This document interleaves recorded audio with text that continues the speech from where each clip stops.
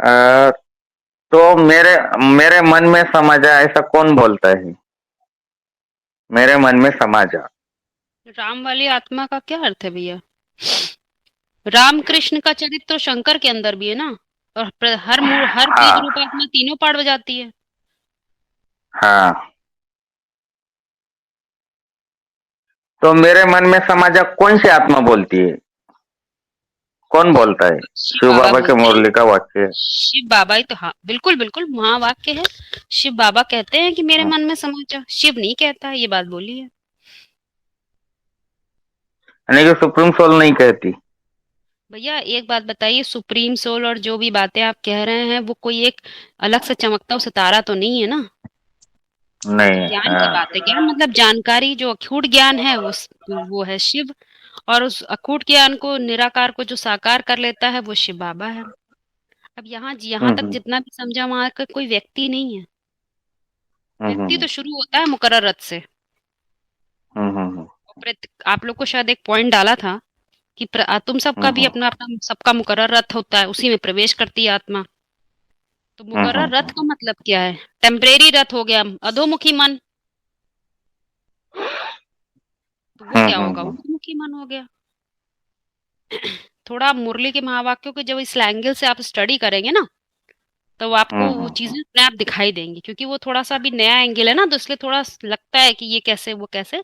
उसके बाद आपको सब अर्थ हम्म, खुद ही समझ में आने लगेंगे, पूछने की भी जरूरत नहीं पड़ेगी। वो उसी हम्म, दृष्टिकोण से ही बोला गया है। पुराने जितने ऑडियोज है सब सुनिए। पुराने ऑडियोज में तो बिल्कुल क्लैरिटी से ही बात बता रहे हैं। हम्म, जो हम किसी व्यक्ति को पकड़ लेते हैं ना, तो सूत्र नहीं समझ में आते हैं। और सूत्र समझने के लिए हम्म, व्यक्ति नहीं देखना होता है, व्यक्तित्व देखना होता है। अधोमुखी मन, हम्म, ऊर्ध्वमुखी मन के आधार पे देखिए तो आपको खुद चीजें दिखने लग जाएंगी कि वो बोलने वाला कोई एक व्यक्ति नहीं होता है वो। इसीलिए उसको बार बार कहते हैं बाप दादा। रीढ़ की हड्डी होती है जो किसी व्यक्तित्व को खड़ा करने के लिए। जैसे कहते हैं मेरा परिवार, मेरे माता पिता मेरे लिए बैकबोन है। तो वो पीछे से जो रीढ़ की हड्डी होती है वो सपोर्ट करती है कि वो खड़ा हो जाए। किसी को आईएएस बनने में उसके माँ बाप, उसके फ्रेंड, दोस्तों ने सब रीढ़ की हड्डी बन के सपोर्ट दिया, तो वहां जाके खड़े हो गए क्या? क्या कहेंगे उसको? मानसिक लेवल पर वो ज्ञान, वो जानकारी ऐसी दी, ऐसी समझ, ऐसा डायरेक्शन दिया कि वो खड़ा हो गया। तो यही बात यहाँ भी, क्योंकि ये तो ज्ञान है ना। सब कुछ क्या है? ज्ञान ही तो है। हाँ, हाँ, हाँ, हाँ। हाँ जी, जी।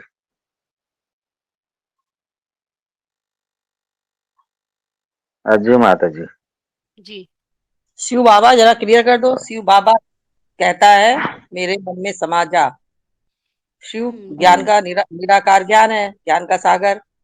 और बाबा है बहुत साकारी गहरा बुद्धि। पॉइंट है। थोड़ा मुरली सुन के आइए आप लोग। हाँ, एक आध मुरलियां सुन के आइए, तभी सब चिंतन हो पाएंगे। आपने वो पर्टिकुलर कोई मुरली सुनी हो उस तो पर बाबा तो कहते जाइए। हैं वो तो निराकार है, उसको तो मन ही नहीं है। वो तो अमन है, वो कैसे कहेगा कि मेरे मन में समा जा।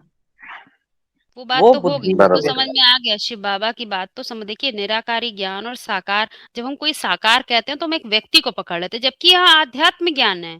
और आध्यात्म में कभी व्यक्ति की बात जी। ही नहीं की जाती है। बार बार वो बोलते हैं मनुष्य को भगवान नहीं कहा जाता है।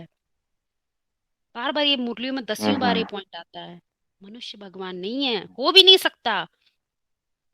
वो आत्मिक स्थिति की बात है, इसीलिए बोला है। परमात्मा की भी डेफिनेशन दे दी, परमात्म स्थिति बोला है। आपको पॉइंट ना मिले तो सब ले लीजिएगा, सब यहाँ से आपको पॉइंट मिल जाएंगे।